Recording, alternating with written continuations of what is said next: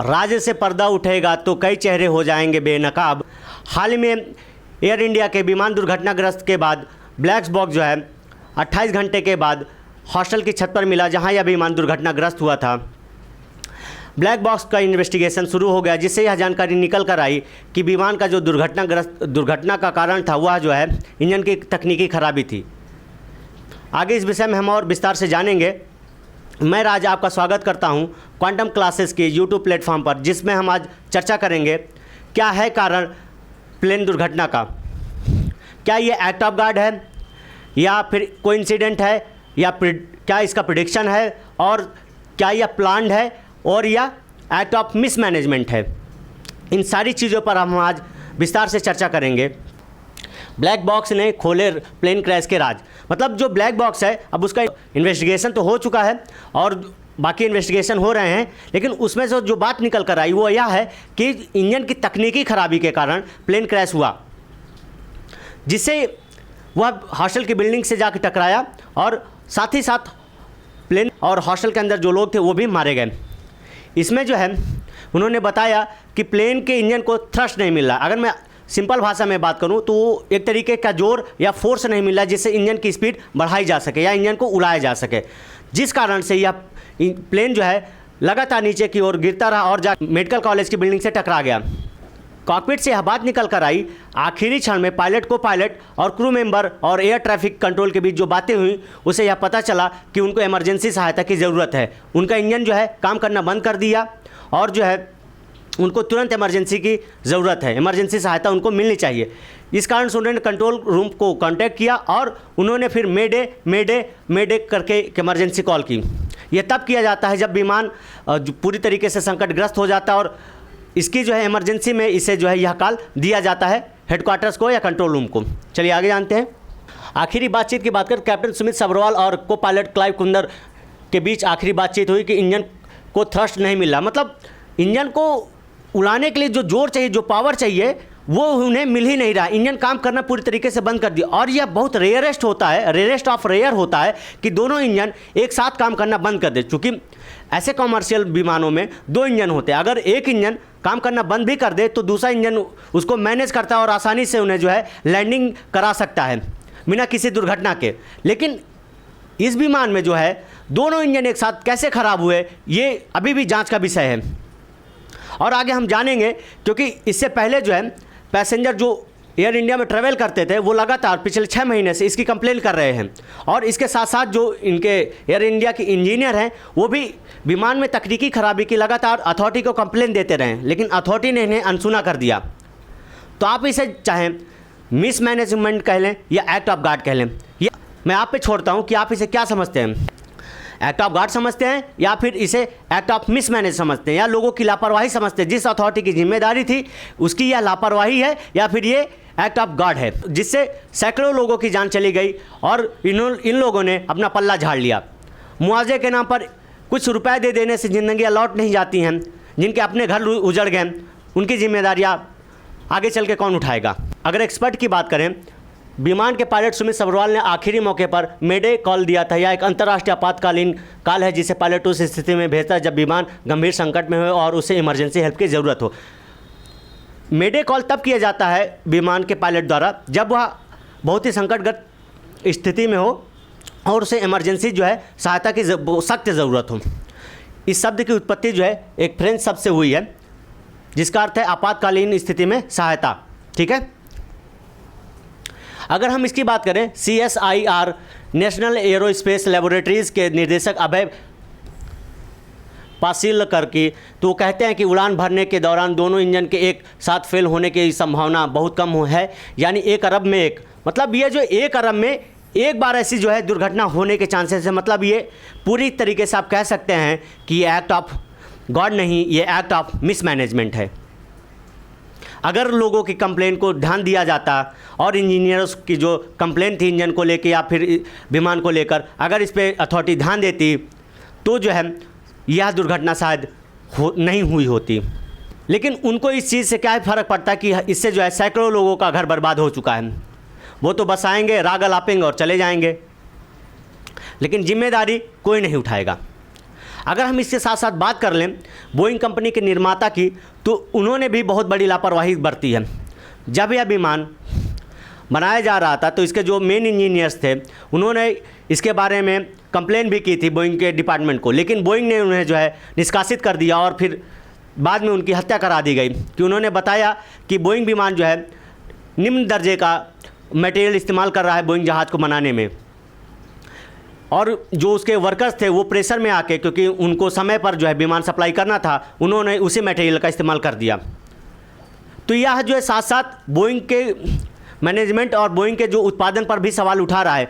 भारत सरकार को इस विषय पर विशेष ध्यान देना चाहिए कि उन्हें जो है अपना कमर्शियल विमान फैक्ट्री लगानी चाहिए और अपने ही देश में ऐसे कमर्शियल विमानों की उत्पादन की जानी चाहिए, जिसके विशेष जो है देख रेख की आवश्यकता है, क्योंकि हम विदेशों से खरीदते हैं, वो हमें कोई भी सड़ा गला माल उठा के दे देते हैं। मैं यही रिक्वेस्ट करना चाहता हूँ भारत सरकार से कि जो कमर्शियल विमान के उत्पादन की जो है फैक्ट्री भारत में लगाई जाए, जिससे भारतीयों को रोज़गार भी मिलेगा और यह जो है पूरी तरीके से सुरक्षित रहेगी। चलिए आगे देखते हैं। आप अनुमान लगा सकते हैं, ये एक तरीके से प्रिडिक्शन है। प्रिडिक्शन की बात मैं इसलिए कर रहा हूँ क्योंकि यह जो आप मिड डे समाचार देख रहे हैं ना, इसमें जो है किड्जानिया ने एक जो है कार्टून लगाया था जिसमें उन्होंने दिखाया था कि एयर इंडिया का, मतलब कोई भी विमान हो सकता है, लेकिन उन्होंने एयर इंडिया का ही जो है लोग क्या बोलते हैं लोगो डाला था, उसमें नाम लिखा था कि ये जो है किसी बिल्डिंग के छत के बाहर निकल रही है।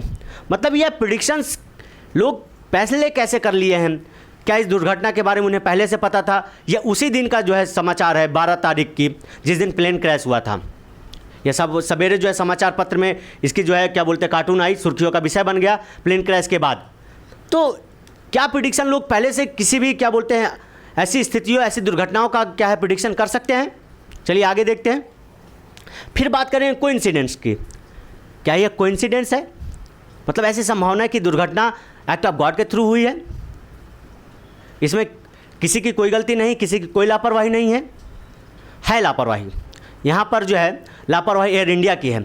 जब लगातार इंजीनियर्स कंप्लेन कर रहे थे तो उन्होंने उनकी बातें को अनसुना क्यों किया?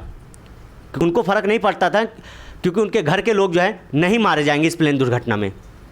अगर इस चीज़ को उन्होंने ध्यान दिया होता तो शायद यह दुर्घटना नहीं हुई होती। और साथ ही साथ जो उत्पादन प्रक्रिया है बोइंग की, उस पर भी बहुत ज़्यादा बड़े सवाल खड़े होते हैं। अब देखना आगे होता क्या है, सरकार क्या कदम उठाएगी।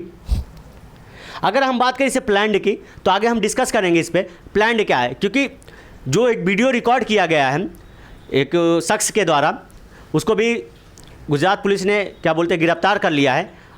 अब उसमें कहा जा रहा है मीडिया खबरों के द्वारा कि यह पहली बार गुजरात आया था और बच्चा है जिसने यह वीडियो रिकॉर्ड करी है पास से जाते हुए प्लेन की। अब इस पर यह जांच का विषय है, वो तो जांच के बाद पता चलेगा सच्चाई क्या है, लेकिन ये तरीके से प्लान लग रहा है। क्योंकि साथ ही साथ जो है थाईलैंड से जो एक प्लेन आ रही थी भारत एयर इंडिया की, उस पर जो है बम होने की आशंका जताई गई और उसकी जो है इमरजेंसी लैंडिंग वापस कराई गई। तो आप इस पर जो है इन खबरों को आसपास मतलब आज एक साथ जोड़कर इस चीज़ को देख सकते हैं कि कहीं ना कहीं प्लान जैसा लग रहा है कि इसको कोई तो प्लान कर रहा है। और बहुत सारे एक्सपर्ट ने इस पर भी अपनी राय दी है कि इंडिया में जो है बहुत बड़ी प्लेन दुर्घटना होने वाली है। चलिए आगे देखते हैं। अब ये एक्ट ऑफ गॉड की बात कर लें। एक्ट ऑफ गॉड की अगर हम बात करें तो प्लेन दुर्घटना जो है आम बात है। मतलब 2025 में इतनी ज़्यादा प्लेन दुर्घटना हो गई कि ये आम बात हो गई है। जैसे हम बात करें कनाडा के टोरंटो की, वहाँ पर प्लेन दुर्घटना हुई।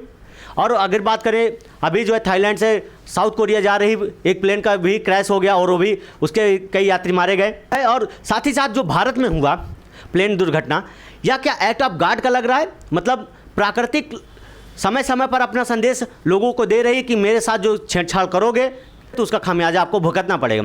दूसरी बात कर लेते हैं ये एक्ट ऑफ मिसमैनेजमेंट की। एक्ट ऑफ मिसमैनेजमेंट की बात करें तो यह जो है एयर इंडिया और साथ ही साथ बोइंग कंपनी पर सवाल खड़े करता है कि उन्होंने इतना घटिया किस्म का जो है सामान क्यों लगाया जहाज़ को बनाने में। और साथ ही साथ अगर इंजीनियर्स कंप्लेन कर रहे थे एयर इंडिया को, तो एयर इंडिया अथॉरिटी ने इस पर ध्यान क्यों नहीं दिया। इन सारी चीज़ों से यह सवाल खड़े होते हैं कि यह कई तरीके का जो रचा हुआ जाल है जिस पर कुछ भी हो सकता है। और भारत में जांच का जो एक विषय है वो निष्पक्ष तो कभी हो ही नहीं सकता है, क्योंकि इससे पहले जो जितनी भी घटनाएं हुई हैं उनमें किसी भी जो है निष्पक्ष जांच आज तक नहीं हुई। चाहे आप भारत में जितने भी बड़े बड़े जो है घटनाओं की बात कर लें, चाहे वो पुलवामा हो, चाहे वो पहलगाम हो। तो आपको क्या लगता है, इस पर भी निष्पक्ष जांच होगी? अपना जो है राय हमें कमेंट बॉक्स में ज़रूर दीजिएगा। चलिए आगे देखते हैं। अगर हम बात करें इस प्लेन दुर्घटना के जिम्मेदार कौन है, एयर इंडिया है या फिर बोइंग कंपनी है? यहाँ पर एयर इंडिया की जो लापरवाही है और साथ ही साथ जो बोइंग कंपनी के उत्पादन में की गई घटिया क्वालिटी की चीज़ों का इस्तेमाल है, ये दोनों हैं। क्योंकि सरकार इसे तो कोई लेना देना नहीं है। सरकार ने तो एयर इंडिया को बेच ही दिया था पहले ही, और चूँकि जो ये विमान खरीदे गए हैं वो तो किसी प्राइवेट कंपनी से खरीदे गए हैं, सरकारी कंपनी तो है नहीं, तो इसकी जिम्मेदारी सरकार की बनती ही नहीं है। ठीक है, चलिए आगे देखते हैं। इस दुर्घटना की जिम्मेदारी एयर इंडिया की लापरवाही है और साथ ही साथ बोइंग की उत्पादन प्रक्रिया है। कई सवाल खड़ी करती है यह प्लेन क्रैश। मतलब यह जो है कई सवाल अपने साथ लेकर आई है जब से प्लेन क्रैश हुआ है। इस त्रासदी ने कई सवाल खड़े किए हैं। क्या एयर इंडिया की लापरवाही और बोइंग की उत्पादन प्रक्रिया में खामियां इसकी वजह हैं? यात्रियों की शिकायतें, टूटी सीटों से लेकर गंदे केबिन तक और बोइंग के इंजीनियरों द्वारा उजागर की गई गंभीर संरचनात्मक कमियां सब इस हादसे की ओर इशारा करते हैं। मतलब एयर इंडिया के मिसमैनेजमेंट और बोइंग कंपनी के इंजीनियरों द्वारा उजागर की गई बातों से यह पता चलता है कि यह जो दुर्घटना हुई है यह दोनों की लापरवाही से हुई है। अगर दोनों ने विशेष ध्यान दिया होता, अच्छे किस्म के सामानों का उपयोग किया होता बोइंग को बनाने में, और एयर इंडिया ने ध्यान दिया होता इंजीनियरों की कई बातों पर कि इंजन में तकनीकी खराबी है, उस पर सुधार करते, तो शायद यह दुर्घटना नहीं हुई होती। 2024 में व्हिसलब्लोअर्स ने फ्यूजलेज और प्रेशर बैकहेड की खामियों की चेतावनी दी थी, जिसके बाद FAA ने जांच शुरू किया, लेकिन बोइंग कंपनी ने इन्हें नकार दिया। मतलब इंजीनियरों की कंप्लेंट के बाद जांच शुरू हुई, लेकिन जो बोइंग कंपनी है इसे पूरी तरीके से नकार दिया कि हमारे जो है विमान में कोई खामी नहीं है। आज के लिए यहीं तक, मिलते हैं अगले वीडियो में, तब तक के लिए नमस्कार।